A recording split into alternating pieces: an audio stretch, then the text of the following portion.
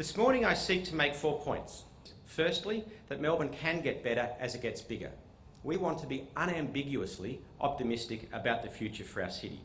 Secondly, to get better as we get bigger, we need our city properly planned and a decent planning structure for that.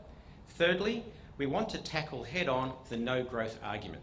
We think the no-growth argument is dangerous. And fourthly, we therefore think it's better to plan for growth and slow that implementation down should growth not happen than it is to pretend growth is not happening and then try and catch up if it does. So let me come to the first of those 4 points. Melbourne can get better as it gets bigger.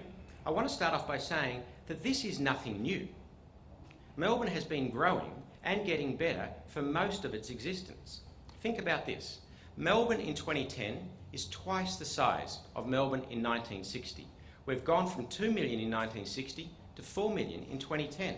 And I think most people would agree that Melbourne is an unambiguously better city in 2010 than it was in 1960. In other words, our parents have already proved that you can double the size of the city and significantly enhance its livability at the same time. So for those of you who think that if we grow the city, we'll decrease the quality of the life, I ask you, why do you think we're more stupid than our parents? Our parents have done it, we can do it too. But, coming to my second point, if we really want to get better as we get bigger, we need to plan it right.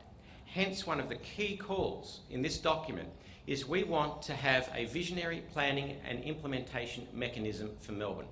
There's a key word here I want to burrow down into. That's mechanism.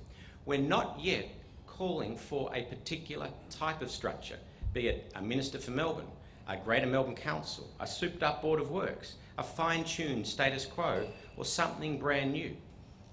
We actually need to debate what that structure should be. We must avoid what I call the Republican trap. In 1999, we put a model for the Republic up, and while the majority of Australians agreed we wanted to be a republic, we killed the model. So we don't want to put a model up on better governance of Melbourne and have it killed. We want to have the debate with the community about what that model should be. And we do ask both the Labor Party and the Liberal Party, post-election, what will your 1 or 2 year process be by which you consult with us, the people, to create a new governance model for Melbourne? One that meets criteria of taking into account an overall strategic vision for the city, where we as the community want it to go long term, and the local implications and the local application of that big city vision. We're not necessarily against local councils, but we don't think that the current mechanism of 31 local councils and a number of different state government ministries is giving us our optimum planning output. We don't have an agreed vision where we all as a community want to see Melbourne going over the next 50 years, and we don't think the current structure is giving that to us. So we would like whoever is in government after this election to have an ongoing process for a couple of years of consulting with us to create that governance model that meets the needs for a long-term visionary plan and implementation of that plan for Melbourne, taking into account the flexibility as circumstances, culture and people change moving forward. The generation before us has made this city better, and we can make it better as we move forward if, on our second point, we plan it right. All of us. Let me now come to the third point. A lot of people, or not a lot, some people, are putting a proposal that we should cap growth. We strongly resist the notion.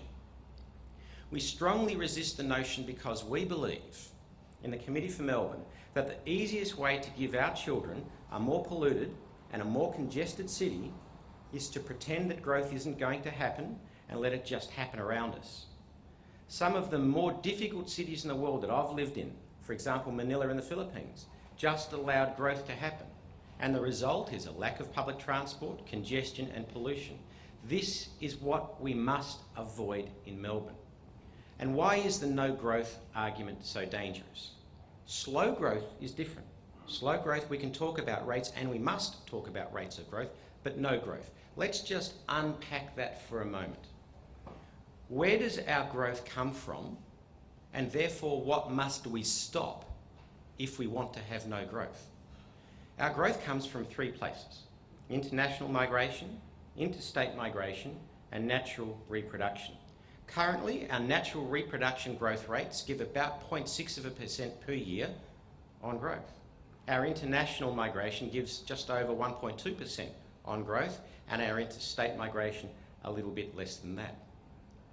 Let's see how, if we followed the no growth argument, we could stop that.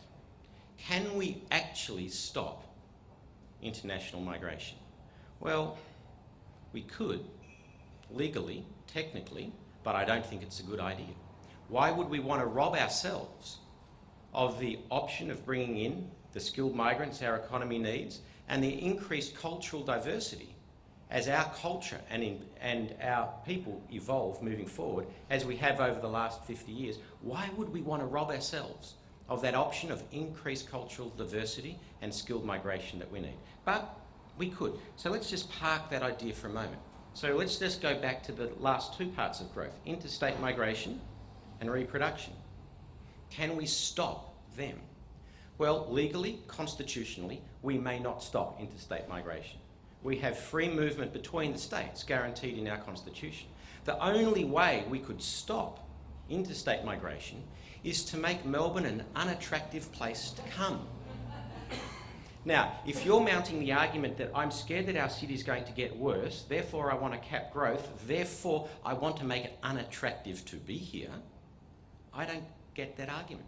The fact that people want to come to Melbourne is a mark of success. And if we have the livable city that we want, it is natural that people will want to come here.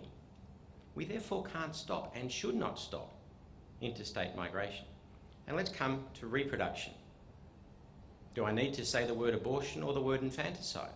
You can't stop reproduction. You can't rob from our families and our children the right to choose the number of children that they want to have. No one logically or realistically suggests Australia is a country for a one-child policy. So, if we don't really want to, but could stop international migration, we can't stop interstate migration, and we don't want to impose severe restrictions on reproduction legislatively on our children, then we can't cap growth. Now let's just unpack this no growth argument a bit more. Just say the no growth argument people win.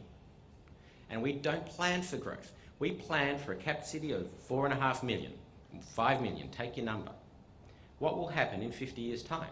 We will have 6 or 7 million people in the city, but we will have the infrastructure and the support for 4 or 5. That is disastrous. It's why we are so strongly opposed to the no growth debate. The slow growth debate is something else.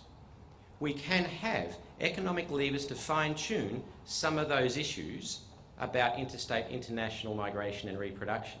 And we do need to have the debate about that fine-tuning and about being comfortable on approximate range of growth. So let's go back a step. Point 1, we can get better as we get bigger. We can be optimistic about growth, and we must be optimistic about growth if we plan it right. Our second point, which is why we need a visionary planning and implementation mechanism. Thirdly, the no growth debate is dangerous, which is why, fourthly, it is better to plan for growth and then slow that implementation down should growth not happen as fast as we think, than it is to pretend that growth is not going to happen and then hope that our infrastructure catches up if it actually does. So in conclusion, the proposition that we are putting and the debate that we are wanting to have and the debate that the Committee for Melbourne commits itself to over the long term, looking for partners like The Age, is this: what is the better future for our city? We can be optimistic. We can be better as we get bigger. If we plan it right, we need to therefore have that honest discussion about what our optimum planning, infrastructure and structure should be. The no growth argument is dangerous, and you must, we believe, reject it wherever you see it. And finally, therefore, our key point, it is better to plan for growth and then slow the implementation down should growth not come than to somehow pretend growth does not happen and try to catch up afterwards. Ladies and gentlemen, thank you very much for being part of this morning.